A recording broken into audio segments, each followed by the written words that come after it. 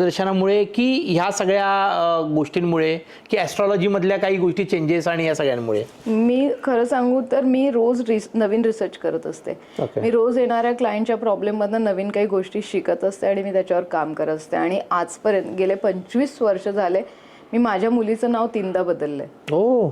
Spelling पण असं change म्हणजे प्रत्येक काळानुसार चेंज करावं लागतं. काळानुसार नाही की हे सूट नाही होतं तर हे करून बघू, ते सूट होत नाही तर ते करून बघू.